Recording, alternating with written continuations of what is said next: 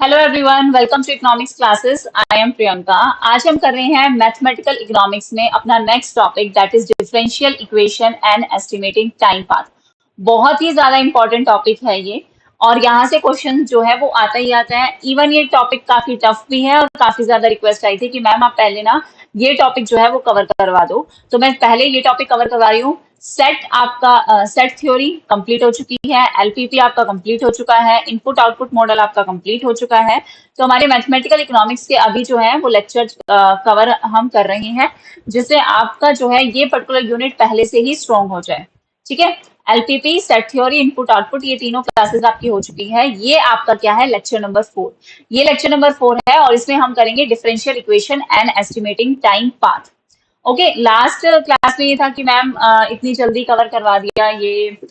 तो देखो, जितना रेलिवेंट है मैं उतना करवा रही हूँ, ना ज्यादा ना कम। आपके क्वेश्चंस जो हैं वो कवर हो जाएंगे उन क्लासेस से। ठीक है, और जितनी जितनी रेलिवेंस होती है उतना ही। अगर लेने को तो 1 घंटे भी ले सकते हैं क्लास को सेम टॉपिक पे। सेम टॉपिक पे मैं 3 घंटे भी ले सकती हूँ, लेकिन आप ये चीज समझो कि टाइम हमारे पास लिमिटेड है और आप चाहते हो कि सारी चीजें जो है वो कवर हो जाए, सारी यूनिट्स जो है वो कवर हो जाए। तो इतना ज्यादा अगर मैं डिटेल में हर एक चीज करूंगी तो फिर आपकी यूनिट्स कैसे कवर होंगी। और आप चाहते हो कि मैम यूनिट्स रहने तो सिर्फ आप डिटेलिंग पे ध्यान दो, एक ही यूनिट टॉपिक को आप ज्यादा टाइम लेके पढ़ाओ, तो वो भी हो सकता है। जैसा आप चाहोगे वैसा ही होगा, तो इस चीज में कोई डाउट है ही नहीं। ठीक है, मैंने बोला है मैं करवाऊंगी तो मैं करवाऊंगी। यहाँ पे पेड अनपेड ये सारी चीजें इररेलेवेंट है। आपका पढ़ने का मोटिव होना चाहिए, आप अपने नोट्स प्रिपेयर करो, ये आपका मोटिव होना चाहिए। प्रॉपरली आप अपने नोट्स बनाओ, वहां से पढ़ो। बेस्ट बेस्ट चीज है ये। बट आप लोगों की रिक्वेस्ट पे हालांकि मैंने पेड नोट्स का स्टार्ट किया है कि जो भी मैं अपने अपनी क्लास नोट्स ले रही हूँ वो मैं आपको प्रोवाइड कर दूंगी, और एक मिनिमम अमाउंट है इतने। तो आप जो है नॉर्मल पिज्जा खाने जाओगे तो इतने का तो 1-2 पिज्जा ही आते हैं, वो वैसे ही खत्म हो जाते हैं। तो 599 एक नॉर्मल पेमेंट है। मैं यहाँ पे पेमेंट का कोई प्रमोट नहीं कर रही हूँ, मैं प्रमोट कर रही हूँ इस चीज के लिए कि आप अपने नोट्स खुद से बनाया करो। बट बात ये होती है, कई सारे ऐसे स्टूडेंट्स हैं जिनको टाइम नहीं मिल पाता, जो सिर्फ क्लासेस लेते हैं, जिनके पास नहीं है इतना टाइम। और कई लोगों को नोट से पढ़ने में समझ में आ जाता है, तो बहुत अच्छी बात है, वेल एंड गुड। आप अपनी क्लास यहाँ से लीजिए, क्लास तो फ्री में ही है, इसके तो मैं कोई चार्जेस ले भी नहीं रही हूँ और ना मैं लेने वाली हूँ। बहुत ज्यादा मैसेज आए कि मैम कोर्स ले लो, कोर्स ले दो, आप हमें अमाउंट बता दो। नहीं, जब तक, अगर आपको भी पता है एक चीज, अगर इंसान का अगर मोटिव शिफ्ट हो जाता है ना सिर्फ पैसे कमाने के चक्कर में, तो यहाँ जो फ्री इनिशिएटिव वाला लिया है कि ठीक है मैं आपको सिलेबस कंप्लीट करवाऊंगी, मैंने मैक्सिमम यूनिट्स की मैराथन करवाई है, सारे यूनिट्स के पीवाईक्यू करवाए हैं, जिसके लिए लोग चार्ज करते हैं। बट मैंने वो चीज इसलिए कवर कराई कि अगर आप वो चीज भी पढ़ के चले जाते हो तो आपका नेट तो बहुत ही ज्यादा आसानी से क्लियर हो जाएगा। इवन जेआरएफ भी हो सकता है, अगर आप खुद भी मेहनत करोगे तो वो चीज भी आपकी हो जाएगी। मैं प्रमोट इस चीज को कर रही हूँ कि आप जो है पढ़ो, इस चीज का मेरा मतलब है। अब अगर अगर आप पेमेंट करने के लिए रेडी हो तो आप लो। मैं किसी को फोर्स तो यहाँ पे कर नहीं रही कि लेना है नहीं लेना है, जो करना है वो आपकी मर्जी है। मैं तो आपको बोलती हूँ कि इवन आप अपने खुद के नोट्स बनाओ, वो ज्यादा बेहतर है। बट ठीक है, कई कई प्रॉब्लम होती है कि टाइम कंस्ट्रेंट है और भी बहुत सारे काम आप एक्स्ट्रा कर रहे हो, तो वो चीज करो और लो। क्या दिक्कत है, आपको 599 में इतना सब कुछ मिल जाएगा ना कि ये 600 रुपए कोई मायने नहीं रखते, सच में कोई मायने नहीं रखते। आपको एक एक नोट्स जो मैं इतनी मेहनत से बना रही हूँ, हर एक चीज को कवर कर रही हूँ, वो सारी चीजें आपको मिल जाएंगी। क्या चाहिए, बहुत बड़ी अमाउंट नहीं है। लोग इसके पता नहीं कितने हजारों हजारों रुपए ले लेते हैं एक इस चीज के लिए, बट वो चीज मैं नहीं कर रही हूँ और मैं करूंगी भी नहीं, मेरा मोटिव भी नहीं है वो। Differential equations and estimating time part. Sorry आपके 1-2 मिनट वेस्ट हुए, बट बहुत ज्यादा क्वारीज आती है तो मुझे इनको एड्रेस करना पड़ता है, ये मेरी मजबूरी है कि करना पड़ेगा। ठीक है, differential equation and estimating time path, ये हमारा आज का जो है वो टॉपिक है। देखो, डिफरेंशियल इक्वेशन, सबसे पहले डिफरेंस इक्वेशंस का मतलब क्या है, ये किसने यूज की जाती है। कई लोगों को तो ये नहीं पता कि हम ये टॉपिक पढ़ क्यों रहे हैं, ये किस टॉपिक में आएगा, क्या इससे कुछ रेलिवेंसी है नहीं है। एग्जांपल्स के साथ आज हम इस टॉपिक को पूरा कवर करेंगे, अच्छे से करेंगे। डिफरेंस इक्वेशन यूज की जाती है when we study the value of an unknown function y(x) at a discrete values of independent variable. जब हम उसकी अलग अलग वैल्यूज के साथ किसी अननोन वैल्यू के फंक्शन की हम स्टडी करते हैं कि ये फंक्शन है क्यों है, मतलब ये रिलेट करता है the value of variable at one period to its value in the previous period. इस टाइम इसकी वैल्यू क्या थी, प्रीवियस पीरियड में इसकी वैल्यू क्या थी, तो उस चीज को रिलेट करना, उनकी वैल्यूज को रिलेट करने के लिए हम जो है ये डिफरेंस इक्वेशन जो है वो पढ़ रहे हैं। जैसे आप मान लो ये वाई टी है, वाई टी का मैं मानती हूँ कि ये 2025 है, तो ये फंक्शन है किसका, बाई टी माइनस वन, मतलब एक साल पीछे 2024 का भी फंक्शन है, ये 2 साल पीछे 2023 का भी फंक्शन है। मतलब मान लो ये प्राइस किसी एक्स प्रोडक्ट के आपके हो गए 50 रुपीज, तो ये जो 50 हुए ये किसकी वजह से हुए? पहले साल में आपका कुछ पेड बच गया और कुछ आपका वो अमाउंट लेफ्ट आउट हो गया होगा, वो बच गया होगा, और वो आपको सेल करना है, या कोई सामान आपका नहीं बचा होगा, या रॉ मटेरियल की कॉस्ट बढ़ गई होगी। इस साल आपके रॉ मटेरियल की कॉस्ट बढ़ी है, लेबर की कॉस्ट बढ़ गई इस साल, तो वो पीछे के सारे बैकलॉग्स को कवर करते हुए हम जो है इस ईयर पे जा रहे हैं। तो बाई टी फंक्शन किसका है? Y T minus one T minus two, मतलब आज जो चीज हो रही है वो आपके प्रीवियस पीरियड पे। अगर आप पोस्ट ग्रेजुएशन में बहुत अच्छे से एक एक टॉपिक को डिटेल में पढ़ते हो, तो आज आपको एग्जाम देने में ज्यादा दिक्कत नहीं आएगी। आप थोड़े बहुत नोट्स लेके वहां से भी पढ़ लोगे, आराम से खुद से भी पढ़ लोगे। लेकिन दिक्कत कहाँ आती है कि हमने वहां पढ़ा नहीं, हमारे बैकलॉग्स ही क्लियर नहीं है, हमारे मतलब बेस ही हमारा क्लियर नहीं है, तो हम आज के टाइम पीरियड में कैसे उसकी स्टडी करेंगे? वही बात यहाँ पे की जाती है। और डिफरेंशियल इक्वेशन का मतलब क्या होती है? Difference equation. Differential equation involve करता है continuous change of a dependent variable with respect to independent variable.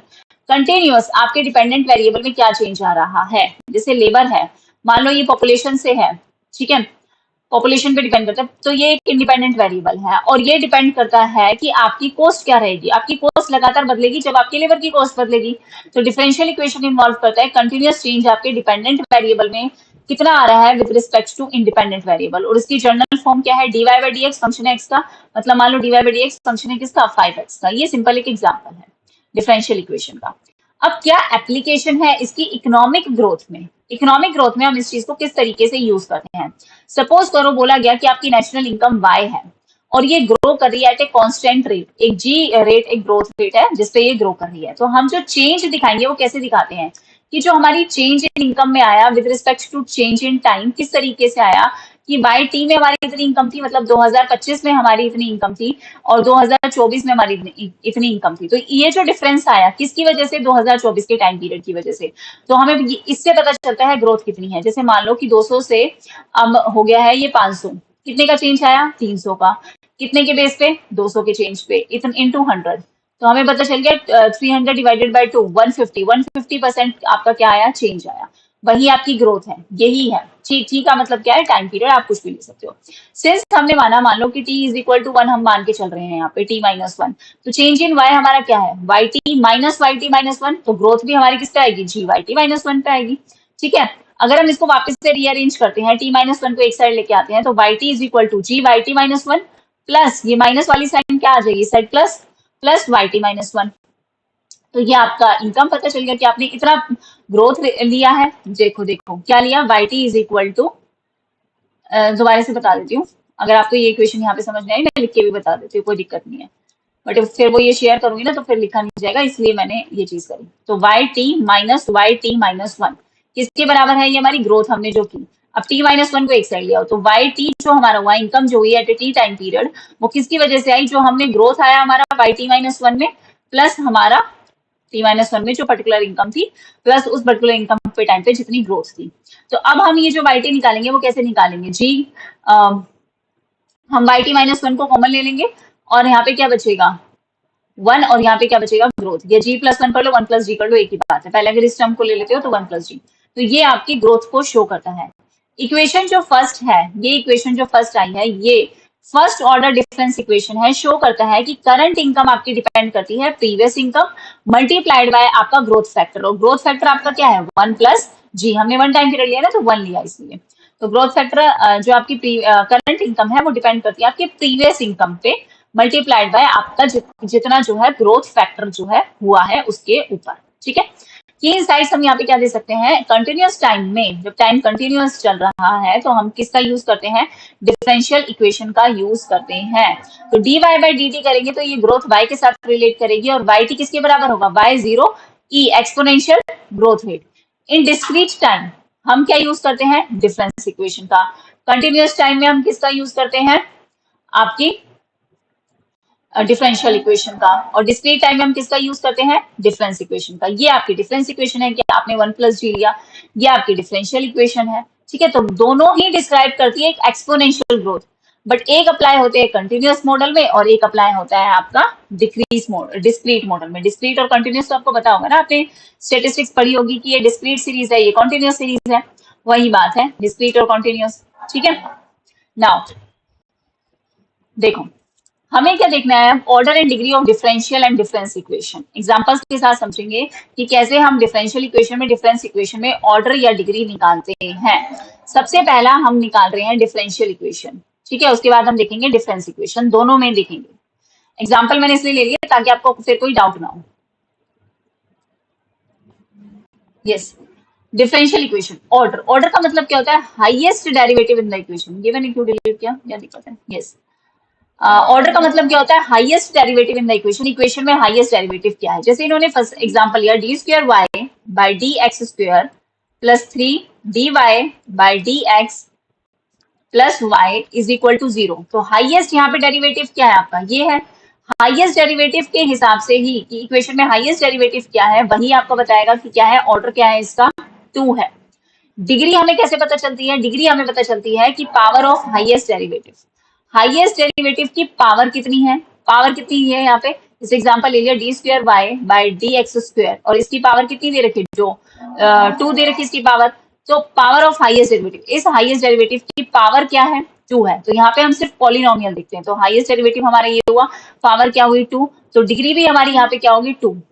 ठीक है, यहाँ पे हमने डायरेक्टली हाईएस्ट डेरिवेटिव देखा कि कितना है, और यहाँ पे हमने क्या देखी, पावर ऑफ हाईएस्ट डेरिवेटिव की, हाईएस्ट डेरिवेटिव की पावर कितनी है, तो वो हमें बताता है क्या, डिग्री, डिग्री के बारे में बताता है। ओके, नाउ नेक्स्ट है आपका डिफरेंस इक्वेशन। डिफरेंस इक्वेशन क्या है, these are like discrete time question of differential equation.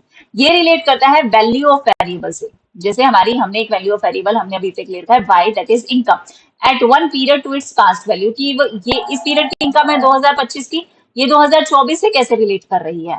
तो हम ऑर्डर कैसे निकालें, how many past period are involve. इस इक्वेशन में आपके पास्ट पीरियड कितने इन्वॉल्व है, एक हमने लिया वाई टी प्लस 2, एक हमने लिया वाई टी प्लस 1, एक हमने लिया 5y t, और ये किसके बराबर है, 10t के बराबर है मान के चलो। तो हमने t एक टाइम पीरियड लिया, मान लो 2025, 2025 में एक टाइम और ऐड किया 2026, फिर हमने 2 और ऐड किया 2028। हमने कितने साल, हम कितने साल पीछे गए हैं, कितनी इक्वेशन हमारी बनी, वाई टी हमारा मेन, और वाई टी प्लस 1 और टी प्लस 2। हम वाई टी से कितने स्टेप फॉरवर्ड बैकवर्ड गए हैं, 2 स्टेप्स बैक गए ना, टी प्लस 2, 2 स्टेप्स हमने लिए हैं 2 साल। तो ये इसका ऑर्डर क्या हो गया आपका, सेकेंड ऑर्डर। ठीक है, डिफरेंस इक्वेशन में हम कैसे निकालते हैं कि how many past periods are involve, कि कितने पास्ट पीरियड इन्वॉल्व हैं, 2 पास्ट पीरियड इन्वॉल्व हैं, टी प्लस 1 टी प्लस 2। ये तो 28 हो गए 27, तो 25 26 और 27, 25 से कितने 2 साल हम कितने स्टेप हम बैक है, 2। ठीक है, 2 स्टेप बैक है, एग्जाम्पल के टाइम पर नाम पे बता रही हूँ, कुछ नहीं। अब देखो होमोजीनियस और नॉन होमोजीनियस में क्या डिफरेंस है। होमोजीनियस का मतलब होता है नो आउटसाइड फैक्टर, कि कोई आउटसाइड फैक्टर ही नहीं है, मतलब राइट हैंड साइड हमारा क्या है, 0। जैसे हमने यहाँ पे लिया y T plus 2 minus 4 y T, किसके बराबर है, 0 के बराबर, कोई आउटसाइड फैक्टर नहीं है। लेकिन नॉन होमोजीनियस का मतलब क्या होता है, सम आउटसाइड फैक्टर्स प्रेजेंट, जैसे कि ग्रोथ, ट्रेंड, शॉक एक्सेट्रा। तो देखो y T plus 2 minus 3 y T plus 1 plus 4 y t. अब यहाँ पे बताओ कितना टाइम पीरियड लिया गया, 2 टाइम पीरियड लिया गया, तो ऑर्डर क्या हो गया, 2। और ये चीज आउटसाइड फैक्टर पे डिपेंड करती है, 6 प्लस टी पे डिपेंड कर रही है कि इतना ग्रोथ आ गया होगा, या ये ट्रेंड चल रहा होगा, या ये शॉक होगा इकोनॉमी में, तो ये उस चीज पे जो है वो डिपेंड करता है। Okay, now moving further, example से अब हम समझेंगे, और मैंने एग्जाम्पल काफी ले रखे हैं। ठीक है, तो हम इसमें होमोजीनियस नॉन होमोजीनियस कैसे निकालेंगे। अब होमोजीनियस का तो मतलब हमें पता है कि कोई आउटसाइड फैक्टर नहीं है, 0 है, तो वो होमोजीनियस है। अब यहाँ पे देखो, यहाँ पे क्या आपको इक्वेशन दे रखे है, u t plus 2 minus 3 u t plus 1 plus 5 u t is equal to किसके बराबर है, 10t के बराबर। तो सेकेंड ऑर्डर है यहाँ पे। ठीक है, नॉन होमोजीनियस है, क्योंकि क्या हमारे यहाँ पे दे रखा है 0 के बराबर नहीं है, तो किस क्या 10t के बराबर है, मतलब ग्रोथ वगैरह पे डिपेंड करता है। क्या मतलब है इस चीज का, कि जो वैल्यू है u की, वो आफ्टर 2 पीरियड पे ली गई है, 2 पीरियड्स पे ली गई है on the last 2 values, plus एक ट्रेंड है 10t जो इंक्रीज हो रहा है विद द टाइम। तो हमारे पास इस इक्वेशन में क्या है, सेकेंड ऑर्डर है, क्योंकि t टाइम पीरियड से 2 साल की बात हो रही है। तो हमारा क्या है, ऑर्डर क्या है हमारा, सेकेंड पीरियड है, 2 है, सेकेंड ऑर्डर है हमारा, और नॉन होमोजीनियस है, होमोजीनियस नहीं है ये हमारा, नॉन होमोजीनियस है, क्योंकि हमारे राइट हैंड साइड पे कोई वैल्यू दी गई है। ठीक है, मतलब ये किसी ना किसी चीज पर डिपेंड कर रही है, आपके ग्रोथ पे, शॉक्स पे, ट्रेंड्स पे, इन सब चीजों पे ये डिपेंड करती है। अब हम लेते हैं अपना सेकंड। अब यहाँ देखो, यहाँ आपको क्या दिखा है, इज इक्वल टू जीरो, मतलब आपका राइट हैंड साइड क्या गिवन है, जीरो गिवन है। मतलब ये क्या है, ये एक होमोजीनियस की बात बता रहा है। और क्या है हमारे पास यहाँ पे भी क्या है, सेकंड है, बाय टी प्लस टू है ना हमारा, तो 2 टाइम पीरियड है, मतलब फ्यूचर वैल्यू डिपेंड करती है ओनली ऑन पास्ट वैल्यूज, कोई आउटसाइड पुश नहीं है, कोई ग्रोथ नहीं, कोई ट्रेंड नहीं, कुछ नहीं, सिर्फ किस पे डिपेंड कर रही है, पास्ट वैल्यू पे डिपेंड कर रही है। इक्वेशन को देख के आपको समझना चाहिए कि आपकी होमोजीनियस है, नॉन होमोजीनियस है, ऑर्डर क्या है इस चीज का, यहाँ से क्वेश्चंस आते हैं। ठीक है, और जैसे जैसे आपका जो है बढ़ एग्जाम का डिफिकल्टी लेवल आपका इंक्रीज हो रहा है, वैसे वैसे आपको थोड़ा सा डिटेल में तो जाना पड़ेगा, इसमें कोई दो राय नहीं है। यस, अब हमें इस क्वेश्चन में अगर हम देखें तो कितना है, वही ये तो आसान सा क्वेश्चन है, सेकेंड ऑर्डर है, 2 टाइम पीरियड है, वेरिएबल ग्रो कर रहा है based on past to values, plus हमारे पास क्या है, एक आउटसाइड अपवर्ड ट्रेंड भी है, लीनियर क्योंकि हमारा इंक्रीज हो रहा है, प्लस है ना ये, तो ये क्या शो कर रहा है, ये आउटसाइड अपवर्ड ट्रेंड है, डाउनवर्ड नहीं है, अगर माइनस में होता तो डाउनवर्ड होता, तो नॉन होमोजीनियस है, सेकेंड ऑर्डर है, और 6 + t हमने लिया हुआ है, तो ये आउटसाइड, तो फैक्टर यहाँ पे डिपेंड कर ही रहा है, प्लस क्या है, यहाँ पे एक अपवर्ड ट्रेंड है वो भी शो हो रहा है, क्योंकि हमारा लीनियर क्या कर रहा है, इंक्रीज कर रहा है। नाउ अब इधर देखते हैं, यहाँ पे भी हमारा क्या है, सेकेंड ऑर्डर है, ठीक है, t+3 आ गया तो हमारा थर्ड ऑर्डर है, इतना तो समझ में आता होगा। नॉन होमोजीनियस है क्योंकि इस साइड कोई वैल्यू है, अगर जीरो होता तो ये नॉन होमोजीनियस होता। सेकेंड ऑर्डर का मतलब तो हमें पता चल गया कि वैल्यू जो डिपेंड करती है वो पास्ट टू वैल्यूज पे डिपेंड करती है, प्लस एक स्ट्रॉन्ग आउटसाइड पुश है जो ग्रो कर रहा है वेरी फास्ट, क्योंकि यहाँ पे क्या दे रखा है, पावर में दे रखी है ना 12t, मतलब ये एक्सपोनेंशियल दे रखी है, जैसे 3 की पावर 5 दे रखी है मान लो, ठीक है, जैसे यहाँ पे 12 की पावर t है, t मान लो कुछ है 2 है, तो ये एक्सपोनेंशियली ग्रो हो रहा है, तो ये क्या है, आउटसाइड पुश है, और ये एक ऐसा पुश है जो बहुत तेजी से इंक्रीज हो रहा है, एक्सपोनेंशियल जो है वो इसमें ग्रोथ हो रही है। इक्वेशन को, हर एक इक्वेशन को देख देख के आपको समझना पड़ेगा कि वो इक्वेशन कहना क्या चाह रही है, ठीक है, इसलिए मैंने सारे एग्जांपल्स दिए हैं, पॉजिटिव का भी लिया, अपवर्ड ट्रेंड का भी लिया है, होमोजीनियस का भी ले लिया, और आपकी इंक्रीज विद द टाइम हो रही है, क्योंकि हमने 10t किया है ना, 10t मतलब 10 × टाइम, 10 × टाइम है, इंक्रीज विद टाइम, एक एक वर्ड पे ध्यान देना है। यहाँ पे क्या है, यहाँ पे तो एग्जाम्पल ही है, होमोजीनियस नॉन होमोजीनियस, ठीक है। नाउ देखो, जनरल रूल क्या कहता है हमारा, अगर आपकी इक्वेशन इस तरीके से है, y t-1, t-2, t-n, तो ऑर्डर हमें n से पता चलता है, क्योंकि हमें पता चलता है कितने लैग्स का यूज किया गया है, कितने लैग हमने लिए हैं, कितने हम पीछे जा रहे हैं। अगर हमारी ये b की वैल्यू 0 आती है तो मतलब ये क्या शो करता है, होमोजीनियस है। अगर हमारे b की value non zero, not equal to 0 आ रही है तो मतलब ये नॉन होमोजीनियस है।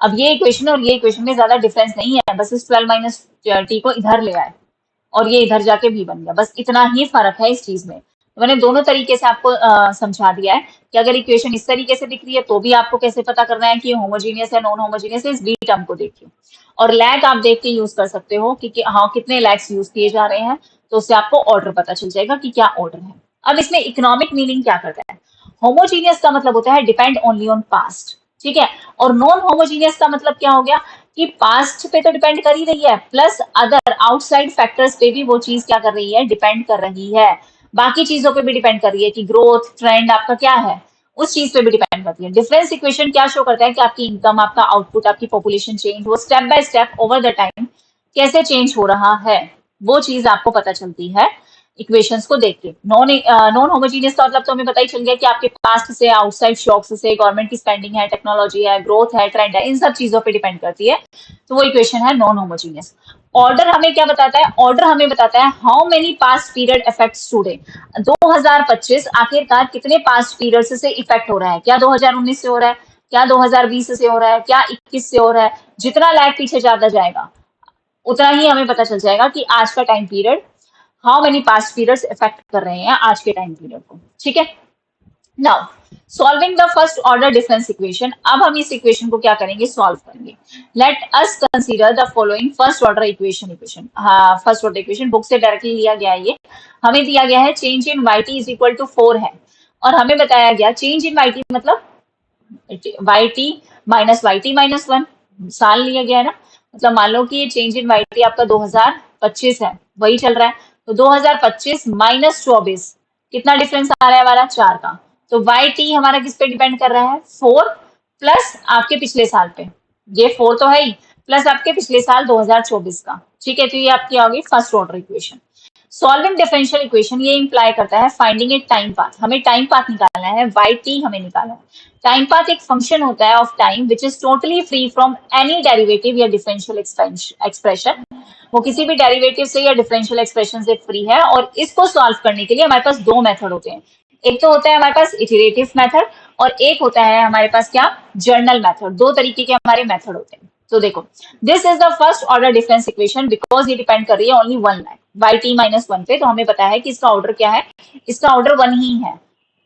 अब सबसे पहले हम देखेंगे इटरेटिव मेथड क्या कहता है। स्टेप बाय स्टेप आपका पूरा सब्स्टिट्यूशन मैंने पूरा डिटेल में दिया है। मैंने पहले ये चीज सोची कि मैं डायरेक्टली लिख देती हूँ, फिर मैंने इसको फर्दर और इसको एनहेंस करने की कोशिश की कि भाई जो जिनके पास अपना मतलब जैसे मान लो जो नॉन मैथमेटिकल स्टूडेंट्स हैं उनको भी वो चीज समझ में आ जाए। मैथमेटिकल को तो आ जाती है, पर नॉन मैथमेटिकल स्टूडेंट्स को ज्यादा प्रॉब्लम होती है, और मेरा फोकस ज्यादा उन्हीं पे है, क्योंकि मैथमेटिक्स जिसे आती है वो आसानी से कर लेगा, लेकिन जिसको नहीं आती उसके लिए क्या है। तो स्टेप बाय स्टेप हर एक चीज का मैंने डिफरेंस किया है। देखो, सबसे पहले हम कर रहे हैं इटरेटिव मेथड। क्या है ये, हमारे इक्वेशन में बताया है y T is equal to 4 plus y t minus one. तो अगर हम लेते हैं 4t इज इक्वल टू 1, हमने t क्या ले लिया, 1 ले लिया, तो हम क्या लिखेंगे यहाँ पे y1 प्लस 4 प्लस 1 माइनस 1 हमारा कितना हो गया, 0 हो गया, तो y0। तो y1 आपका कितना आया, 4 प्लस y0। अगर मैं यहाँ पे 2 लेती हूँ, y2 लेती हूँ, तो मेरे पास यहाँ पे क्या आएगा, 4 प्लस क्या आ जाएगा, 2 माइनस 1 y1। तो ये किसके बराबर है, और y1 की मेरी क्या इक्वेशन आ गई, 4 प्लस y0। तो 4 प्लस y0 किसके बराबर आ गया, 2 4 प्लस y0। वहां पर 2 4 है, मतलब 2 4 प्लस y0 2 हो गए। अब यहाँ पे हम बाई 3, अगर मैं यहाँ पे 3 लेती हूँ, तो अगर मैं यहाँ पे 3 ले रही हूँ, तो यहाँ पे क्या बचेगा, ये मैंने 3 ले लिया, तो ये क्या होगा 2, तो 4 प्लस y2 हो गया। तो 4 प्लस y2 की वैल्यू क्या हो गई आपकी, y2 की आपकी ये पूरी वैल्यू हो गई 2 4 प्लस y0। तो कितना बन गया, 3 4 प्लस y0, 3 साल का हो गया। फिर ऐसे ही 4 लिया, तो ये इक्वेशन बन गई। ये चीज समझ में आई होगी। हमें क्या पैटर्न समझ में आया, हमारे सामने जो पैटर्न आया वो क्या आया कि हमारे सामने हमें बाई टी लेना है, वो किसके बराबर होगा, 4t प्लस y0। अगर हम 1 लेके चलते हैं तो हम उसी के हिसाब से रखेंगे कि हमने t time period 1 time period रखा, और उसी के हिसाब से अब बाकी सारी इक्वेशन जो है वो डिपेंड करती है, चाहे t2 हो, चाहे t3 हो, t4 हो। बाकी सारी इक्वेशन किस पे डिपेंड कर रही है, जब हम 1 ले रहे हैं तो हम उसी को ही, इसी इक्वेशन को ही फर्दर क्या करे जा रहे हैं, बाकी इक्वेशंस में ऐड ऑन किए जा रहे हैं। ठीक है, इस इक्वेशन को इसमें किया, इस वाली इक्वेशन को इसमें किया, इस वाली इक्वेशन को इसमें किया, सॉरी, ये तो ठीक है। इस इक्वेशन को हमने यहाँ ऐड किया, इस इक्वेशन को फिर हमने यहाँ ऐड किया। तो मेन हमारी इक्वेशन क्या है, मेन हमारी इक्वेशन है ये। ठीक है, नाउ जर्नल मेथड हमारा क्या होता है, इंस्टेड बाय स्टेप हम डायरेक्टली जो है सॉल्यूशन देखते हैं कि डायरेक्टली हमारा सॉल्यूशन क्या है जर्नल मेथड में। जर्नल मेथड में डायरेक्टली सॉल्यूशन बताया जाता है, जर्नल सॉल्यूशन आपका क्या होगा, जबकि इटरेटिव मेथड में आपका स्टेप बाय स्टेप पूरा सब्स्टिट्यूशन जो है वो दिया जाता है। सबसे पहले अगर इक्वेशन 1 हमने जो देखी, y T is equal to y t minus one plus 4, तो जर्नल सॉल्यूशन हमारे सामने क्या आया, वाई टी, इसको हमने ले लिया ए टी, प्लस इसका हमने ले लिया एक कांस्टेंट, हमने बी मान लिया। ए और बी आपके क्या मान लिया, आपने कांस्टेंट मान लिया, और ये हमने टी टाइम पीरियड ले लिया। अब इसको हमने फर्स्ट इक्वेशन में सब्स्टिट्यूट किया। हमारे सामने फर्स्ट इक्वेशन आपकी क्या थी, ये वाली, y T is equal to, yes, substitution, हाँ, हमने फर्स्ट इक्वेशन में से क्या कर दिया, ऐड कर दिया। अब देखो, हमारे सामने ये थी एक इक्वेशन लेफ्ट हैंड साइड पे ए टी प्लस बी, और एक हमारी राइट साइड पे थी वाई टी।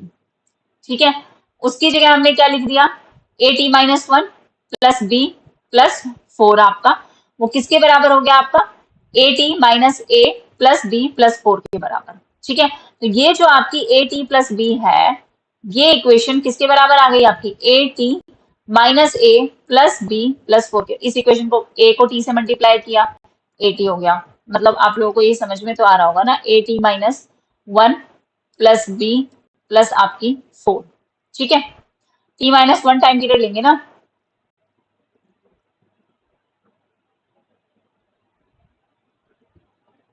एक सेकेंड, यस यस। तो हमने क्या किया, ए को टी से मल्टीप्लाई किया, ए टी माइनस ए को 1 से किया, ए प्लस यहाँ पे क्या हुआ, बी, यहाँ पे क्या हुआ 4। ये इक्वेशन हो गई पूरी। राइट हैंड साइड, ये हमारी क्या हो गई लेफ्ट हैंड साइड। इस yt को हमने क्या लिखा है at minus one plus b plus four. ठीक है, क्लियर है। अब हमने इन दोनों इक्वेशंस को क्या कर दिया, इक्वेट कर दिया। अब हम क्या करेंगे, कैंसिल करेंगे टर्म्स को, ए टी प्लस बी और क्या बची a t plus b, cancel किया, हमारे पास क्या बची माइनस ए प्लस फोर। तो zero is equal to minus A plus four, तो ए की वैल्यू आपकी कितनी आ गई, फोर आ गई। सो सॉल्यूशन हमारे सामने क्या हुआ, y T is equal to four t. हमने जो यहाँ पे लिखा था ना y T is equal to a t plus b, तो इस ए की जगह हमारे सामने क्या आ गया, हमारे हमने सॉल्यूशन करके क्या निकाल लिया, इज इक्वल टू फोर हमने निकाल लिया। ठीक है,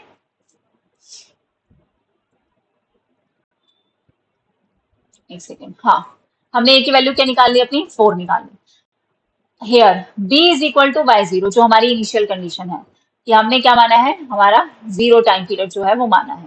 ठीक है, तो टाइम पाथ हमारा क्या बनेगा, y T is equal to y zero plus आपकी फोर्टी फोर्टी, और आपका b जो है हमने क्या माना है, इनिशियल कंडीशन हमारी सबसे पहले वाली वाई नोट कि हमने जो है टाइम पीरियड जीरो माना। ठीक है, ये वाई जीरो माना।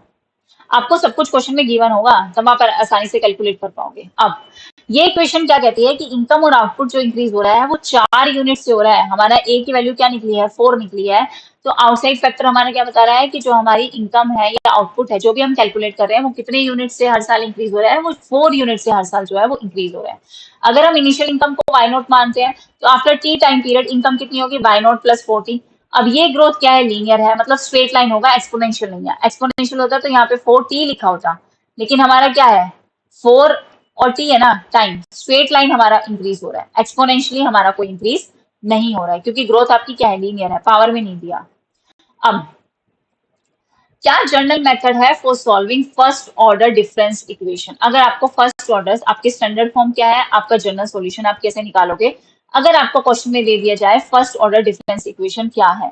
देखो बहुत ध्यान से समझना, साथ साथ नोट करते रहना, और जो पीडीएफ लेने वाले हैं उनको नोट करने की कोई जरूरत नहीं है, उनको मैं पीडीएफ जो है वो शेयर कर दूंगी, जो आपका पर्सनल ग्रुप है व्हाट्सएप वाला, जो ग्रुप बनाया है। बाकी आप जो नोट कर रहे हैं वो साथ साथ नोट करते रहेंगे। ठीक है, नाउ स्टैंडर्ड फॉर्म क्या बनी इसकी, वाई टी प्लस वन, ये स्टैंडर्ड फॉर्म गिवन है, plus A Y T is equal to C. यहाँ पे आपका ए और सी क्या है, ये दोनों कांस्टेंट टर्म है, ये आपके टाइम पीरियड, ये 2025 मान लो, ये 2026 मान लो। ठीक है, अब डिफरेंस इक्वेशन में आपके क्या होते हैं, दो पार्ट। ये तो एक स्टैंडर्ड फॉर्म हो गई इक्वेशन की, क्वेश्चन में है, मैंने कहीं से नहीं बनाई है, ये क्वेश्चन लेके चल रही हूँ मैं। एक डिफरेंस इक्वेशन के दो पार्ट होते हैं, एक तो होता है आपका पर्टिकुलर सॉल्यूशन, एक बनता है आपका कॉम्प्लीमेंट्री सॉल्यूशन। अगर नॉन होमोजीनियस इक्वेशन है तो इक्वेशन बनेगी ये कि आपने कांस्टेंट टर्म को इधर लिया y t plus one, a Y T is equal to क्या हो गया आपका सी। ठीक है, किसी कांस्टेंट टर्म के बराबर है, मतलब आउटसाइड फैक्टर से इन्फ्लुएंस हो रही है। अगर आपका होमोजीनियस फंक्शन है, मतलब ये किसकी वैल्यू किसके बराबर होगी, जीरो के बराबर, मतलब कोई आउटसाइड फैक्टर इन्फ्लुएंस नहीं डाल रहा है। ठीक है, किसी भी डिफरेंस इक्वेशन के दो पार्ट होते हैं, एक पर्टिकुलर सॉल्यूशन, एक कॉम्प्लीमेंट्री सॉल्यूशन। ध्यान रखना है, एक एक करके हम इन चीजों को सॉल्व भी करेंगे। देखो कॉम्प्लीमेंट्री फंक्शन कैसे हम कैलकुलेट करते हैं, कॉम्प्लीमेंट्री फंक्शन भी करेंगे, पर्टिकुलर भी करेंगे। ये कॉम्प्लीमेंट्री हो गया, इसके बाद वो स्टैंडर्ड फॉर्म मैंने वापस से बताई है अलग से समझाने के लिए, फिर पर्टिकुलर सॉल्यूशन भी दिया है कि पर्टिकुलर सॉल्यूशन मतलब नॉन होमोजीनियस पार्ट के लिए क्या करेंगे। सबसे पहले हम देखते हैं कि कॉम्प्लीमेंट्री फंक्शन में पहले हम क्या बात करते हैं, हम सबसे पहले सॉल्व करते हैं होमोजीनियस पार्ट। तो अगर हमें इक्वेशन मान लो ये दे रखी है y T plus one plus ये हमारी एक value constant term y T is equal to zero, तो एज्यूम करो कि आपका जो सॉल्यूशन आ रहा है ना वो इस हिसाब से आ रहा है। एज्यूम किया गया है कि Y T is equal to a b t. ठीक है, अब इस वाई टी की वैल्यू में सब्सटीट्यूट करो इस चीज को, तो ए वाई टी की वैल्यू क्या है, ए बी टी, और टी प्लस वन है तो a b t plus one. A Y t की वैल्यू क्या है, ए बी टी। क्वेश्चन में आपको ये गिवन होगा वाई टी आपकी किसके बराबर है। ठीक है, तो ए बी टी वो किसके बराबर आ गया, जीरो के बराबर। अब यहाँ पे आपने क्या देखा, बी प्लस ए किसके बराबर आ जाएगा आपका, बी, और ये ए बी टी अगर आप कॉमन लेते हो तो बी प्लस ए किसके बराबर आ गया आपके, जीरो के बराबर। और बी की वैल्यू क्या आ गई, बी की वैल्यू क्या आ गई, b plus A is equal to zero, तो बी की वैल्यू क्या आ गई आपकी, माइनस ए आ गई, है ना। अब इस बी की वैल्यू को आपने क्या किया, ये ए बी टी था जो क्वेश्चन में गिवन होगा, तो y कॉम्प्लीमेंट्री सॉल्यूशन के लिए आपने a लिया, b की जगह b की वैल्यू लिखी -a और पावर आपकी t। तो कॉम्प्लीमेंट्री सॉल्यूशन आपका क्या निकला, yc is equal to a minus a power t। Complementary function की आपकी ये वैल्यू निकली। ठीक है, क्लियर है?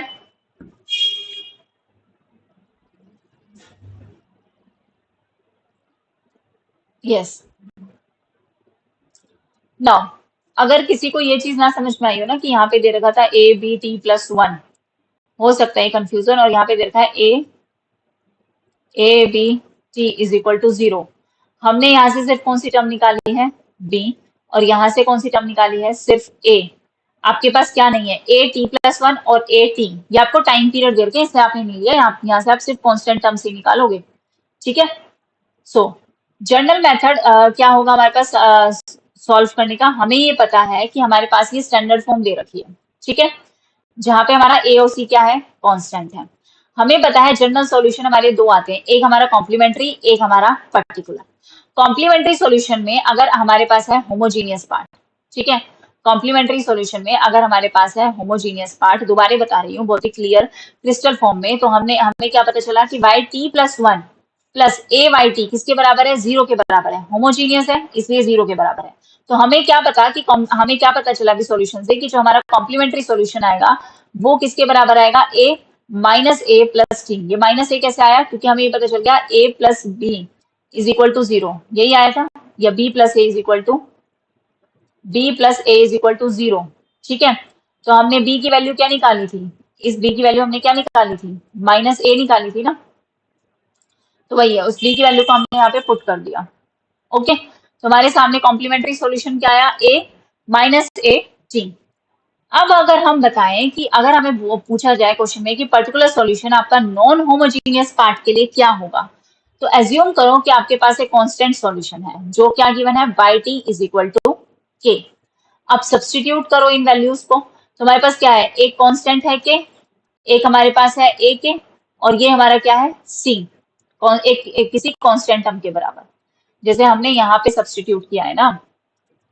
देखो ये वैल्यूज आपको गिवन थी, आपने बस यहाँ पे सब्सटीट्यूट किया है उन वैल्यूज को। क्वेश्चन अब में आपको गिवन होगा कि आपको किस वैल्यू में क्या गिवन है और क्या चीजें सॉल्यूशन के लिए आपको क्या चीजें गिवन है। जैसे हमने यहाँ लिखा कि हमारा a b t plus one है और ए बी टी है, दो टाइम पीरियड है हमारे पास, T plus one time period है, एक आपके पास एक टी टाइम पीरियड है। इसका हमें बताया कि एक ये कांस्टेंट पार्ट है और इसका ये ए कांस्टेंट पार्ट है। ठीक है, ए और बी हमारे क्या है, कांस्टेंट पार्ट है जो हमने लिए हैं। ठीक है, नाउ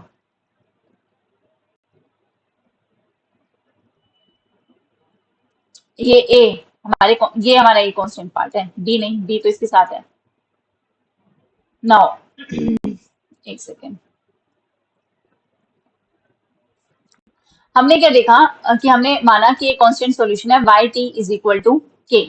तो अब हम इस वैल्यू को सब्स्टिट्यूट करेंगे, k प्लस ए के इज इक्वल टू सी, एक कांस्टेंट टर्म के बराबर है। हमें मान के चला, हमें कोई इक्वेशन दे रखी है, मान लो कि कोई कांस्टेंट टर्म प्लस उसके साथ एक alpha k is equal to सी।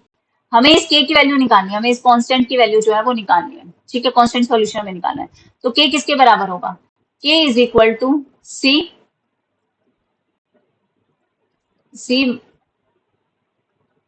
एक सेकेंड, के प्लस ए के, तो हमने यहाँ से के को कॉमन लिया, one plus A is equal to हमारा हो गया सी।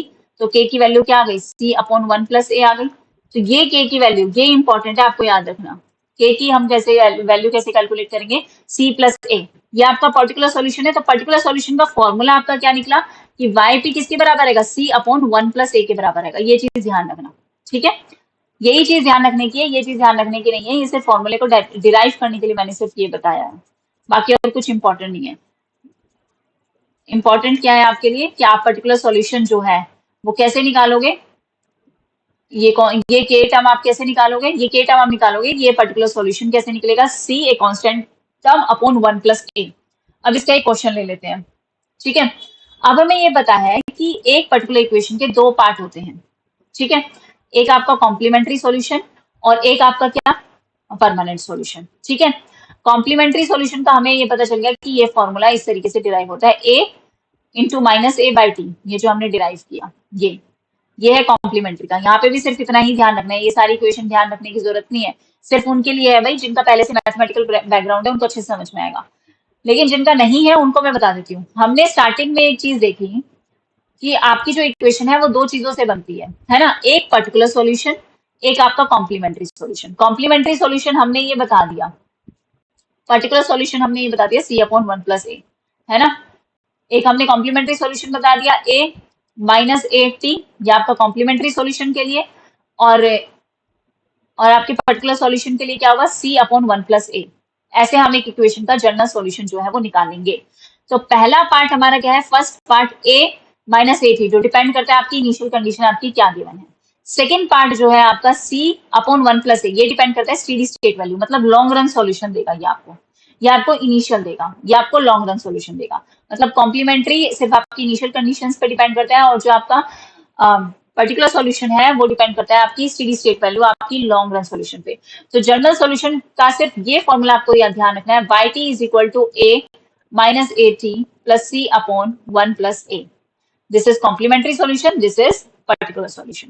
ठीक है, नाउ एग्जाम्पल लेते हैं हम, ठीक है, एग्जाम्पल से समझेंगे। सॉल्व करने के लिए आपको ये इक्वेशन दी है, ऐसा नहीं कि मैं बता के चली जाऊंगी, बताऊंगी भी कि कैसे सॉल्व करना है। Y T plus one minus five y T is equal to one आपको दे रखा है, वन दे रखा है, मतलब ये होमोजीनियस है या नॉन होमोजीनियस है। सोचो, इतनी बार मैं बता चुकी हूँ आपको कि होमोजीनियस का मतलब क्या, नॉन होमोजीनियस का मतलब है। अब इनिशियल कंडीशन यहाँ पे आपको दे रखी है कि आपकी वाई नोट 7/4 के बराबर है, ये आपको गिवन है क्वेश्चन में, गिवन है ये चीज, ध्यान रखना। वाई नोट आपका किसके बराबर है, 7/4 के बराबर है। ए की वैल्यू यहाँ पे क्या है, हमें दिख गई -5, और हमें बताइए सी की वैल्यू क्या है, कांस्टेंट टर्म की हमारी है 1। कॉम्प्लीमेंट्री सॉल्यूशन का फॉर्मूला लगाओ, क्या है हमारा, y c is equal to a minus a t. तो ए माइनस ए है, माइनस, और भैया ऑलरेडी -5 है, तो माइनस माइनस क्या हो गया, +5, तो +5t। ये आपका क्या आ गया, कॉम्प्लीमेंट्री सॉल्यूशन आ गया। फिर आप पर्टिकुलर सॉल्यूशन के लिए क्या फॉर्मूला लगाओगे, particular solution is equal to C upon one plus A. C आपको कितना दे रखा है, 1, 1 प्लस ए, 1 प्लस, और ये माइनस का 5, तो प्लस माइनस माइनस, 1 में से 5 क्या, आप गया -4। तो पर्टिकुलर सॉल्यूशन आपका कितना आ गया, -1/4। तो पूरी इक्वेशन आपकी क्या रही, y T is equal to, सबसे पहले आपने क्या लिखा, अपना कॉम्प्लीमेंट्री सॉल्यूशन जो आपने कैलकुलेट किया A5t, प्लस आपने पर्टिकुलर सॉल्यूशन -1/4, बन गई है आपकी इक्वेशन। तो अब आप इनिशियल कंडीशन जो क्वेश्चन में गिवन है आपको कि आपका वाई नोट 7/4 के बराबर है, उसको यहाँ पुट करो, उसको यहाँ पुट करो कि ये जो वाई नोट है, y और 0 time period, t time period में क्या वैल्यू है, 7/4। a is equal to 5, t की वैल्यू हमें पता है, इस t की वैल्यू क्या है, इस t की वैल्यू हमें क्वेश्चन में क्या दे रखा है, 0, क्योंकि दे रखा है कि y 0 आपका 7/4 के बराबर है, मतलब ये 0 टाइम पीरियड हमें लेना है। t की जगह हम क्या लिख देंगे, 0 -1/4। अब 7/4 हमने क्या लिखा, 7/4 इज इक्वल टू a 5, और इसकी वैल्यू 0 -1/4। इसको इधर लिया 7/4, माइनस का 1/4 इधर आके प्लस का 1/4 हो जाएगा, और इसकी वैल्यू क्या आएगी, ए। किसी भी 5 की वैल्यू, 5 की पावर 0 क्या होगा, सोच लो खुद ही। देखो, ए की वैल्यू आपकी कितनी लगी, 7 + 1 8, 8/4, 4 2 8, ए की वैल्यू आपकी कितनी निकल गई, 2। तो फाइनल सॉल्यूशन आपके सामने क्या लिखा, निकल के आया, y T is equal to a 5t था ना, तो 2 5t -1/4। आपको तो एट द एंड इस ए की वैल्यू ही तो निकालनी है क्वेश्चन में, तो आपने वो ए की वैल्यू निकाल ली इनिशियल कंडीशन जो आपको गिवन थी 7/4, उसके हिसाब से। यही हमने इससे पहले वाले क्वेश्चन में ए की वैल्यू हमने क्या निकालनी थी, 2 निकालनी थी। वही क्वेश्चन है, आपको पूरी इक्वेशन में बोल दिया जाएगा कि आप इसका कॉम्प्लीमेंट्री सॉल्यूशन या पर्टिकुलर सॉल्यूशन निकाल के बताओ। तो कॉम्प्लीमेंट्री भी हमें पता चल गया, y c is equal to a minus A by t, particular solution c 1 + a, question में गिवन होगा, बस सॉल्व करना है। डायरेक्ट फॉर्मूला आ जाए तो फॉर्मूला बता देना, स्टेप बाय स्टेप बता रही हूँ क्या क्या करना है। सबसे पहले क्या करो, कोई भी क्वेश्चन आपको गिवन हो तो आप एक जनरल सॉल्यूशन लिखेंगे। जनरल सॉल्यूशन क्या कहता है कि एक आपके पास आएगा पर्टिकुलर सॉल्यूशन, एक आपके पास आएगा कॉम्प्लीमेंट्री फंक्शन, ठीक है। एक इक्वेशन में ये चीज होती है। सबसे पहले आप निकालोगे कॉम्प्लीमेंट्री फंक्शन, आप लोगे होमोजीनियस पार्ट इक्वेशन का, एज्यूम करोगे solution of the form y c किसके बराबर है, ए बी टी के बराबर है, सॉल्व करोगे और बी की वैल्यू निकाल लोगे, ठीक है। फिर पर्टिकुलर सॉल्यूशन पे जाओगे, एज्यूम करोगे वाई टी के बराबर है कांस्टेंट, तो वाई टी प्लस वन के सब्सटीट्यूट करोगे अपनी नॉन होमोजीनियस इक्वेशन में, के की वैल्यू निकालोगे, वही 1 + सी प्लस ए, ठीक है। सी अपॉन 1 + ए था ना, मैं भी एक सेकेंड, हाँ, C/1 + A निकाला, ये आपको पर्टिकुलर पर्टिकुलर सॉल्यूशन देगा। दोनों का जो सॉल्यूशन आया उसे कंबाइन कर दो, अप्लाई कर दो अपनी इनिशियल कंडीशन जो आपको, जैसे हमें क्वेश्चन में वाई नॉट गिवन था ना, तो हमने उसमें अप्लाई कर दिया, सब्सटीट्यूट किया और हमने किसकी वैल्यू निकाल ली, अपने A की वैल्यू निकाल ली। ठीक है, यही आपके स्टेप बाय स्टेप आप पूरे तरीके से क्वेश्चन में आप जनरल सॉल्यूशन जो है किसी भी इक्वेशन का निकाल सकते हो। ओके, अब dynamic stability of an equilibrium, क्या सिग्निफिकेंस है जो हम ये बी निकाल रहे हैं, इसका सिग्निफिकेंस क्या है। तो डायनेमिक स्टेबिलिटी डिपेंड करती है आपके कॉम्प्लीमेंट्री फंक्शन पे, किसी भी चीज की, किसी भी इक्विलिब्रियम की डायनेमिक स्टेबिलिटी की जो चेंज हो रही है वो किस पे डिपेंड करती है, उसके कॉम्प्लीमेंट्री फंक्शन पे। सिंप्लिसिटी के लिए हम ये एज्यूम करते हैं कि ए किसके बराबर है, 1 के बराबर। तो वैल्यू ऑफ बी क्या डिटरमाइन करता है कि उस सिस्टम का टाइम पाथ कितना चल रहा है, और बी की जो वैल्यू रेंज करती है वो -∞ से +∞ तक करती है। ये इंपॉर्टेंट है, ध्यान रखेंगे। अब ये रेंज 7 केसेस में डिवाइडेड है, ये क्वेश्चन आ भी चुका है। अगर आपके बी की वैल्यू ग्रेटर देन 1 आ रही है तो इसका मतलब आपका पाथ क्या है, एवर इंक्रीजिंग है, डाइवर्जेंट है, नॉन ऑक्सीलेटिंग है। अगर आपके बी की रीजन की वैल्यू 1 आ रही है तो इसका मतलब आपका पाथ क्या बनेगा, हॉरिजॉन्टल नॉन ऑक्सीलेटिंग बनेगा। और मैंने यहाँ पे आपका डायग्राम, चियांग की बुक थी वहां से आपका डायग्राम भी शायद मैंने यहाँ पे कॉपी पेस्ट किया है, कॉपी पेस्ट ही किया है भाई, बुक में है। पहला, दूसरा हॉरिजॉन्टल बनेगा आपका, ठीक है, हॉरिजॉन्टल नॉन ऑक्सीलेटिंग बनेगा। रीजन थर्ड, आपका कहता है अगर बी की वैल्यू 0 से 1 के बीच में आ रही है तो इसका मतलब आपका path ever decreasing non oscillating बनेगा। ये आपको अच्छे से ध्यान होगा कि ये क्वेश्चन सॉल्व करने के लिए आता है, इसलिए मैंने आज की क्लास ली है। रीजन फोर, अगर आपके बी की वैल्यू 0 आ रही है तो मतलब पाथ लाई करेगा आपके हॉरिजॉन्टल एक्सिस में, नॉन ऑक्सीलेटिंग होगा, 0 पे ही रहेगा। अगर बी की वैल्यू -1 से 0 के बीच में है तो आपका पाथ क्या होगा, ऑक्सीलेटरी आएगा बट कन्वर्जेंट आएगा। बी की वैल्यू -1 में है तो कांस्टेंट एम्पलीट्यूड में रहेगा, ऑक्सीलेट करेगा। बी की वैल्यू लेस देन -1 है तो आपका पाथ कैसा होगा, एवर इंक्रीजिंग डाइवर्जेंट ऑक्सीलेटरी। इस चीज को ध्यान रखना, क्वेश्चन सॉल्व करने में आपको बी की वैल्यू पूछी जाती है कि बी की वैल्यू क्या है, किस रेंज में लाई कर रही है, तो वो नॉन इंक्रीजिंग है, डाइवर्जेंट है, कन्वर्जेंट है, नॉन ऑक्सीलेटिंग है, क्या है। तो ये अगर आप रेंज, आप बी की वैल्यू निकालो तो देख लो कौन से रीजन में वो लाई कर रही है और उसके हिसाब से आंसर होगा। ठीक है, अब जैसे हमें ये बुक में से ये स्क्रीनशॉट लिया गया है, बी की वैल्यू ग्रेटर देन 1 है, ठीक है, बी की वैल्यू ग्रेटर देन 1 है तो बी की पावर टी, मतलब 2 की पावर क्या आई, टी। अगर मैं टी को पहले 0 रखती हूँ तो वैल्यू क्या आ गई आपकी 1, 2 की पावर 0 क्या आएगा, 1। फिर टी की पावर को अगर मैंने 1 रखा तो आंसर क्या आएगा, 2 की पावर 1, 2। फिर 2 की पावर 2 कितना आएगा, 4। फिर 2 की पावर 3 कितना आएगा, 8, 16। बी ग्रेटर देन 1 क्या शो करता है, बी ग्रेटर देन में शो करता है ever increasing divergent non oscillating. क्या कर रहा है ये, इंक्रीज कर रहा है, 1, 2, 4, 8, 16। बी की वैल्यू अगर 1 के बराबर है तो पावर क्या है, बी की पावर टी है, तो ये जब यही 1 है तो आप पावर कोई भी लगाते जाओ, आंसर आपका क्या आएगा, 1 ही आएगा। बी की वैल्यू 0 to 1 के बीच में लाई कर रही है तो हमने मान लिया यहाँ पे 1 बाय, हमने क्या मान लिया, बुक में ये है 1/2 टी। अब वैल्यू को आप बढ़ाते जाओ, इसमें वैल्यू में पुट करते जाओ, 1/2, 1/4, 1/8। यहाँ पे मैं दिखा देती हूँ, देखो 1/2, 1/4, 1/8, 1/16। बी की वैल्यू 0 है तो हमेशा ही 0 आएगा। बी की वैल्यू -1 से 0 है तो 1, -2, 1/4, -8, 1/16। फिर बी की वैल्यू -1 है तो ये इक्वेशंस बनी। इसमें तो सिंपल वैल्यू में पुट कर देना बी की पावर टी, और फिर आप रेंज ले लेना, बी की वैल्यू लेस देन 1 है तो क्या होगा, ठीक है, लेस देन 1 इन्होंने मान लिया -2। अगर -1 है तो बी की जगह -1 रख के देख लेना, बी की वैल्यू 0 है तो यहाँ पे बी की वैल्यू 0 रख के टी टाइम पीरियड में देख लेना, अलग अलग टाइम पीरियड लगा के। तो आपको यहाँ से क्या पता चलेगा, इसके टाइम पाथ। हमेशा सॉल्व करोगे तो अगर बी की वैल्यू लेस देन 1 है तो एवर इंक्रीजिंग रहेगा, डाइवर्जेंट रहेगा, नॉन ऑक्सीलेटिंग रहेगा। ठीक है, बी की वैल्यू अगर लेस देन -1 है तो एवर इंक्रीजिंग रहेगा, डाइवर्जेंट रहेगा और ऑक्सीलेटरी रहेगा। अब डायग्राम में और बता देती हूँ, देखो सिर्फ 3 जगह ये स्टेबल रहेगा, ये चीज आप ध्यान रखेंगे। ठीक है, 3 जगह आपकी स्टेबिलिटी शो करेगी, बाकी सारे अनस्टेबल है। स्टेबल वाला याद कर लो और अनस्टेबल वाला अपने आप ही जो बचा वो क्या है, सारे अनस्टेबल है। अगर बी की वैल्यू 0 to 1 के बीच में लाई कर रही है तो एवर डिक्रीजिंग है, डिक्रीज ही होगा, नॉन ऑक्सीलेटिंग। अगर बी की वैल्यू 0 पे है तो फिक्स्ड है 0, स्टेबल रहेगा। बी की वैल्यू -1 से 0 है तो ऑक्सीलेटरी तो होगा लेकिन कन्वर्ज करेगा, डाई होता जाएगा over the time period, diagram से भी देखेंगे हम। तो इन तीनों के केस में तो क्या आएगी, स्टेबल। बाकी अगर बी ग्रेटर देन 1 है, इक्वल टू 1 है, -1 है, लेस देन -1 है, तो मैंने पहले ही बता दिया, बट आपको सिचुएशन क्या मिलेंगी, अनस्टेबल बनेगी। ठीक है, अब हम डायग्राम देखते हैं, देखो एक सेकेंड रुकना।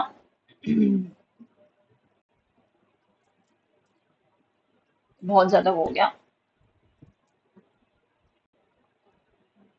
यस, ये चीज आप पहले नोट कर लो, फिर मैं ना डायग्राम में आपको दिखा दूंगी कि किस किस डायग्राम में कौन सी चीज बताई जा रही है। ठीक है, ये चीज देख ली, या फिर मैं यहाँ लिख ही देती हूँ ना, छोड़ो, यहाँ पे भी लिख देती हूँ मैं ताकि आपको पता चल जाए। अब देखो, पहले रीजन वन है हमारा। रीजन वन क्या कहता है कि बी आपका क्या है, ग्रेटर देन वन। क्या शो कर रहा है आपका, यहाँ पे भी समझा देती हूँ और डायग्राम में आपको दिख ही रहा है। एवर इंक्रीजिंग है, डाइवर्जेंट है, नॉन ऑक्सीलेटिंग रहेगा। ठीक है, नॉन ऑक्सीलेटिंग रहेगा। ये रीजन टू क्या था, जब आपकी बी की वैल्यू किसके बराबर थी, वन के बराबर, तो क्या शो करता है आपका, ये हॉरिजेंटल पार्ट शो कर रहा है, नॉन ऑक्सीलेटिंग है।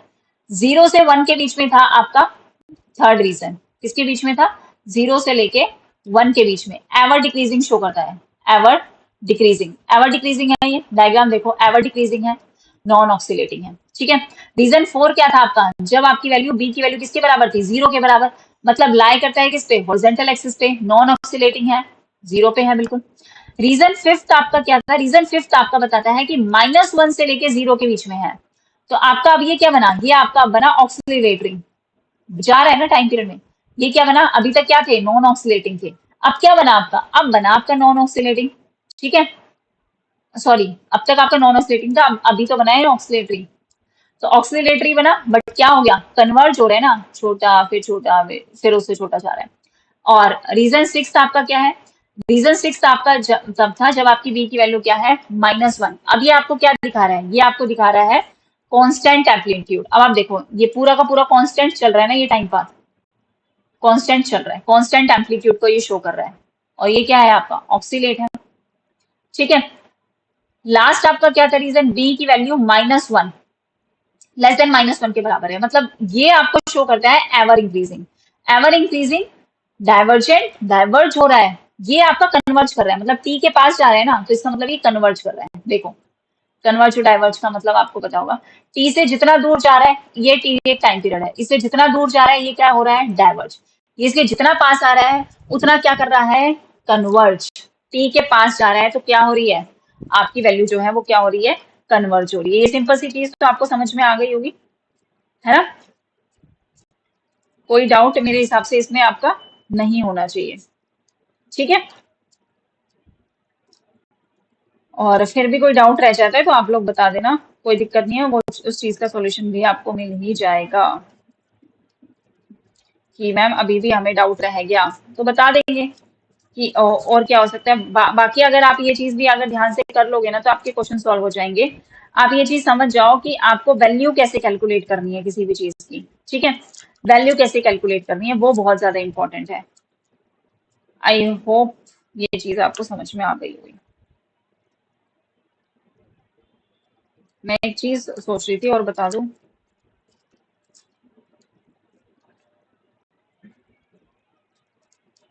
एक सेकंड बस मेरे को टाइम दो। हम्म, एक कंक्लूजन भी बताना था मुझे। हाँ, एक कंक्लूजन तो आप लिख लो यहाँ पे, शायद मैंने लिख भी रखा है। मैंने यहाँ पे तो एग्जांपल तो दे रखे हैं ऑक्सीडेटिंग नॉन ऑक्सीडेटिंग का। एक कंक्लूजन, हाँ ये बता देती हूँ, चलो एक कंक्लूजन में बता देती हूँ। अगर आपकी बी की वैल्यू ग्रेटर देन जीरो है तो बनेगा नॉन ऑसिलेटरी। ठीक है, ऑसिलेटरी। अगर आपकी बी की वैल्यू लेस देन जीरो है तो वो क्या बताता है कि ये क्या है, ये ऑसिलेटरी है। ठीक है, अगर बी की वैल्यू ग्रेटर देन वन है तो वो क्या है, डाइवर्जेंट देगा, टी से उतना ही दूर जाएगा। और बी की वैल्यू अगर आपकी लेस देन वन है तो वो क्या है आपका, कन्वर्जेंट है, उतना ही वैल्यू क्या जाएगी, टी के पास जाएगी, कन्वर्ज होगी। ठीक है, ये चीज आप ध्यान रखेंगे, ये चीज इंपॉर्टेंट थी क्योंकि यहाँ पे जो है वो कंफ्यूजन हो सकता है, क्योंकि क्वेश्चन जो है वो डायरेक्टली मैचअप का भी शायद आ चुका है कि बी की वैल्यू के हिसाब से आपकी जो है वैल्यू कहाँ लाई करती है। ठीक है, इसलिए मैंने आपको बता दिया, बाकी और कोई वो नहीं था। देखो, एक चीज और मैं बता देती हूँ, मेरे को एक चीज और बतानी है यहाँ पे कि ऑक्सीलेटरी और नॉन ऑक्सीलेटरी में शायद किसी को कंफ्यूजन हो सकता है। तो मैं यहाँ बता देती हूँ। देखो देखो, अगर आपको बोला जाए कि ये नॉन ऑसिलेटरी है, ठीक है, तो इसका मतलब क्या है? इसका मतलब होता है कि आपकी इनकम राइज या फॉल कर रही है डिक्रीजिंग रेट पे, एट डिक्रीजिंग रेट, और आपको पहुंचना है नए इक्विलिब्रियम पॉइंट पे, ठीक है। ऑक्सीलेशन आपको क्या बताता है कि फ्लक्चुएशन हो रहा है time to time, fluctuation small small small होता जा रहा है और इकोनॉमी फिर इक्विलिब्रियम पे पहुंचती है, ठीक है। क्लियर है ये चीज? इसके अलावा भी अगर आपको कोई डाउट हो तो बताना।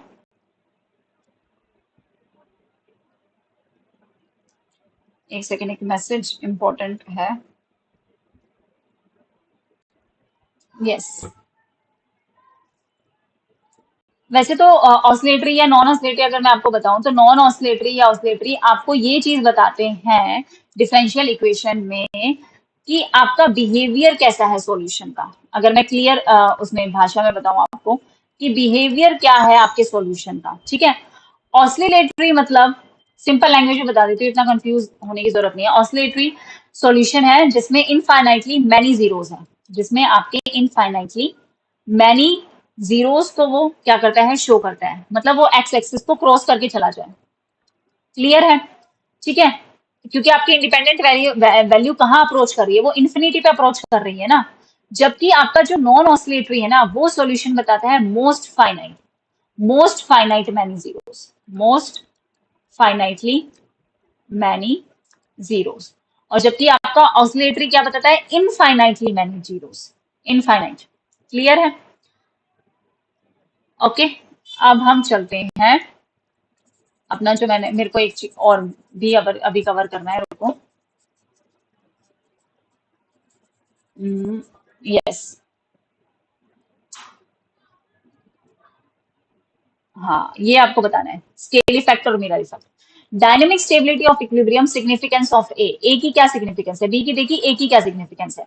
देखो, स्केल इफेक्ट आपको क्या बताता है कि magnitude of A decide whether the path blow up expand करेगा या श्रिंक करेगा।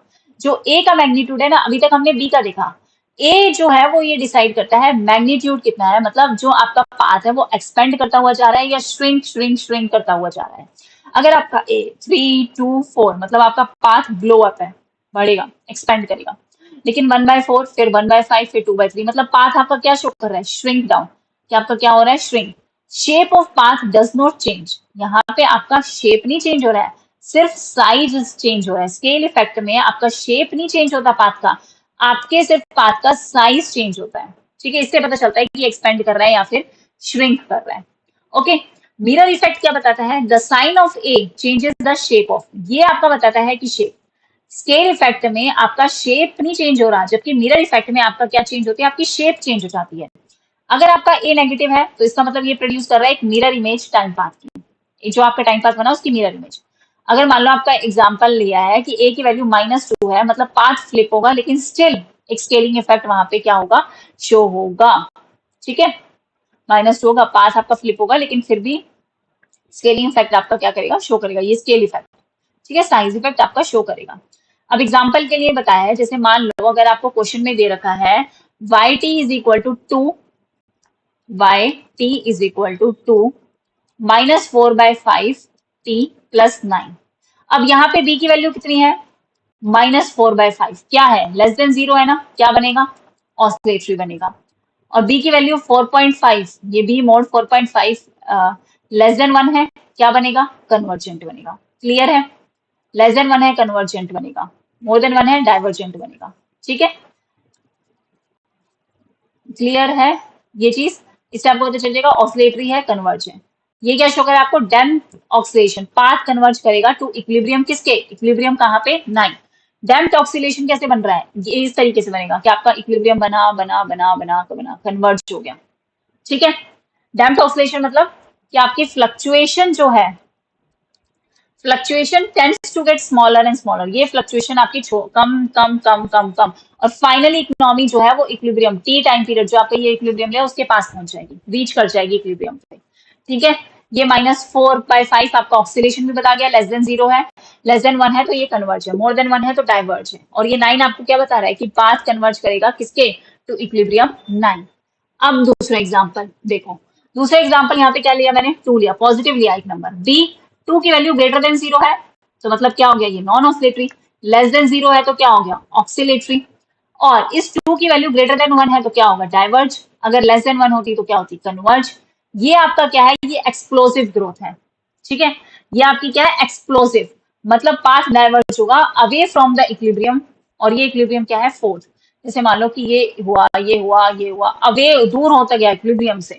इक्विलिब्रियम से जब दूर, मतलब फ्लक्चुएशंस आपके ये छोटे से शुरू हुए। ये मैं इसको और अच्छे से बनाती हूँ कि fluctuations tends to get larger and larger and larger. पहले छोटा सा था, फिर लार्ज, फिर लार्ज, फिर लार्ज, फिर large. Fluctuation tends to get larger and larger, और फाइनली वो डाइवर्ट कर जाएगा, किससे, डेविएट कर जाएगा इक्विलिब्रियम से। क्योंकि हम क्या देख रहे हैं, डाइवर्ज कर रहे हैं ना, तो इक्विलिब्रियम से क्या कर जाएगा, डाइवर्ज। क्लियर है, ये दोनों एग्जाम्पल आप लोगों को क्लियर होंगे। देखो कंक्लूजन क्या दिया है मैंने, स्टेबिलिटी कब अकर होगी, जब आपकी बी की वैल्यू लेस देन 1 है, कन्वर्ज, ग्रेटर देन 1 है, डाइवर्ज। ए कंट्रोल क्या करता है, स्केल और साइन को, मतलब साइज, स्केल इफेक्ट बताता है, मिरर इफेक्ट बताता है। बी कंट्रोल आपको करता है नेचर ऑफ पाथ, कि आपका ऑक्सिलेटरी है, नॉन ऑक्सिलेटरी है, प्लस आपका कन्वर्जेंट है या फिर डाइवर्जेंट है। मेरे हिसाब से इतने ज्यादा बेस्ट तरीके से मैं बता नहीं सकती थी, और बहुत अच्छे से मैंने नॉन मैथ वाले स्टूडेंट्स को ज्यादा ध्यान में रखते हुए चीजों को अच्छे से समझाने की कोशिश करी है, ठीक है। और फिर भी अगर कोई डाउट होता है तो आप जो है वो मुझे बता सकते हैं। So thank you very much everyone, take care and bye bye.